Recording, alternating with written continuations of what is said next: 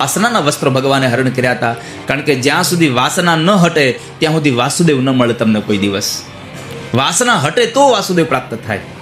ભગવાને વાસના હટાવડાવી, વસ્ત્ર હરલીલાની કથા બતાવી, બ્રાહ્મણોએ યજ્ઞ કરાવ્યો અને એ બ્રાહ્મણોના યજ્ઞમાં પરમાત્માએ ભોજન માંગ્યું, પણ ગોવાળિયાઓને ભોજન ના આપ્યું, તો બ્રાહ્મણ પત્નીઓ ભગવાનને ભોજન આપ્યું અને ભગવાને બ્રાહ્મણ પત્ની ઉપર કૃપા કરી, એ કથા બતાવી. પછી પરમાત્મા સૌને લઈ અને ગોવર્ધનની પૂજા માટે ગયા.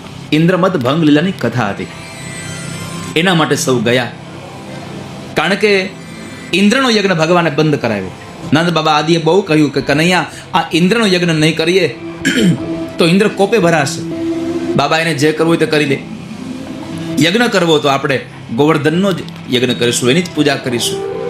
અંતે ભગવાનની હામાં હા ભેળવીને બધા ગયા અને બન્યું પણ એવું જ કે ઇન્દ્ર કોપે ભરાયો અને સાંવર્તક નામના પ્રલયંકર મેઘને મોકલી અને 12 માસ ખાંગા થયા. અહીંયા મુશળધાર વરસાદ વરસ્યો, ચારે બાજુ જળબંબાકાર થયો. ત્યારે બધા જ લોકોએ કનૈયાને કીધું, જો કનૈયા, આપણે ઇન્દ્રનો યજ્ઞ ન કર્યો, આ એનું પરિણામ છે, હવે કોણ બચાવશે આપણને? અને એવા સમયે પરમાત્માએ 9 વર્ષની ઉંમર, ભગવાને એ જ સમયે પોતાના ડાબા હાથની ટચલી આંગળીના નખના ટેરવા પર ભગવાન ગોવર્ધનનાથને તોડી અને સૌ લોકોને પોતાનો આશ્રય આપ્યો છે. અને જ્યારે ભગવાને ગોવર્ધનને તોડ્યા ત્યારથી પરમાત્મા ગિરિરાજ ધરણ બન્યા છે. બોલીએ ગિરિરાજ ધરણ કી, ગોવર્ધનનાથ કી. ભગવાન ગોવર્ધનનાથ બન્યા છે. સૌને પરમાત્માએ આશ્રય આપ્યો. બધા લોકો પર્વતની નીચે આવ્યા છે. એ ગોવર્ધન પર્વતને ઉઠાવ્યો ભગવાને. 1 દિવસ 2 દિવસ નહીં, 7 દિવસ સુધી ગોવર્ધન પર્વતને તોડી રાખ્યો. એ ગોવર્ધન પર્વતને તોડી 7 દિવસની લીલા થઈ એટલે ઇન્દ્રને અહંકાર ઉતર્યો, હવે બ્રહ્મનો અવતાર થઈ ચૂક્યો છે. એકાંતમાં આવી અને ભગવાન પાસે પ્રાર્થના કરી અને પોતે ભગવાનને કહેવા લાગ્યો, પ્રભુ મને ક્ષમા કરી દો, હું આપને ઓળખી ન શક્યો, મારી ભૂલ થઈ ગઈ. પરમાત્મા પાસે આવી અને પ્રભુને ક્ષમા માગી અને ભગવાનને કહે છે, વિશુદ્ધ સત્વમ તવ ધામ શાંતમ તપોમયમ ધ્વસ્તરજસ્તમસ્તમ માયામયોયમ ગુણસંપ્રવાહો ન વિદ્યતે તે ન વિદ્યતે તે ગ્રહણાનુબંધ, ન વિદ્યતે તે ગ્રહણાનુબંધ. આ ગોવર્ધન લીલાની કથામાં સૌથી પહેલો ભગવાનનો સંદેશો છે પ્રકૃતિની પૂજા કરવી.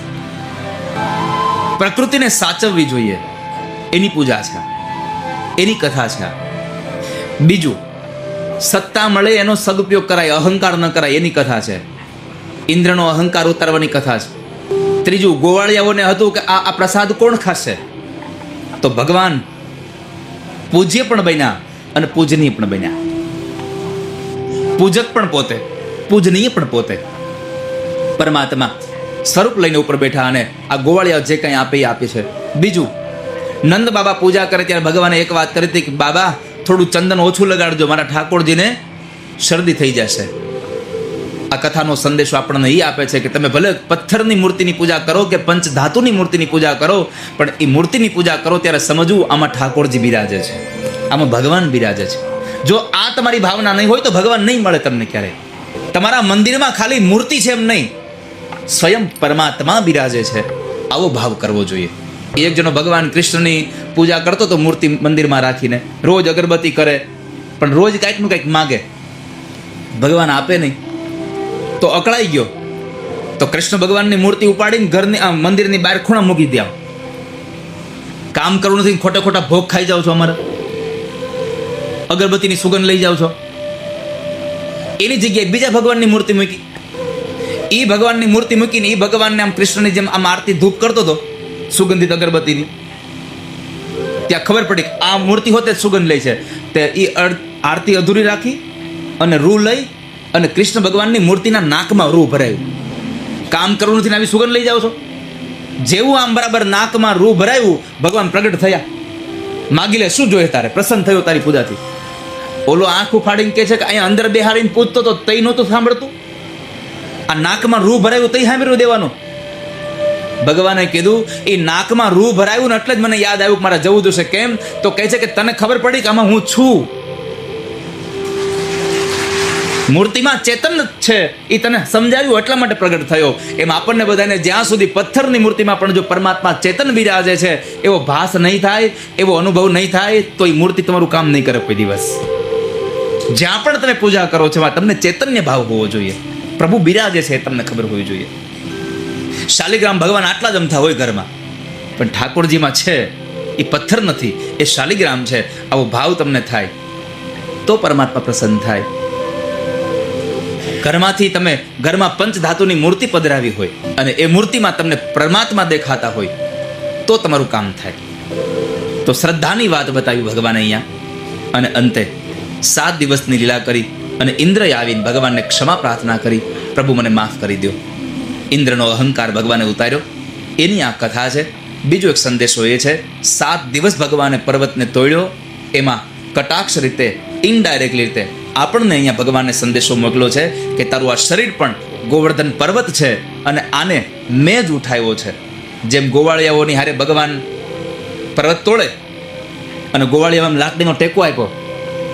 આ કથાનો સૌથી અગત્યનો સંદેશો કે ભગવાને પર્વત તોડ્યો એટલે બધા જ લોકોએ લાકડીનો ટેકો આપ્યો. આ કથા એક કહેવા માંગે છે કે આ સંસારમાં, આપણી જ્ઞાતિમાં, આપણા સમાજમાં, આપણા પરિવારમાં કોઈ નાનો માણસ કોઈ મોટું કામ હાથમાં લઈ લે તો સમાજના બધા જ વ્યક્તિઓએ પોતાનો સહકારનો ટેકો એને આપવો જોઈએ, લાકડીનો ટેકો આપવો જોઈએ. મોટા માણસોએ પણ ટેકો આપ્યો છે, પણ આપણે સમાજમાં શું થાય? નાનો માણસ કોઈ મોટું કામ હાથમાં લે એટલે મોટા માણસો અદપાડીને બેહે, જોવા દો ક્યાં સુધી જાય છે, ટેકો ન આપે એને.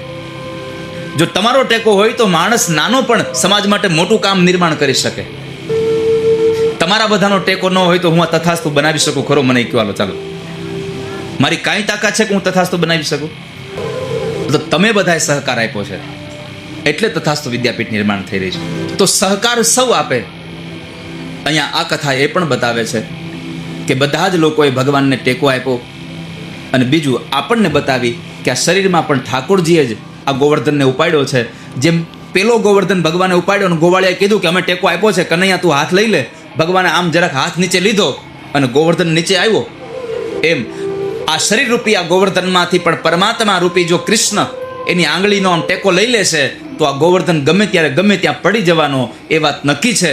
7 દિવસ પહેલા ગોવર્ધનને ઉપાડ્યો, એવી જ રીતે આ ગોવર્ધનને પણ પરમાત્માએ 7 દિવસ ઉપાડી રાખ્યો છે.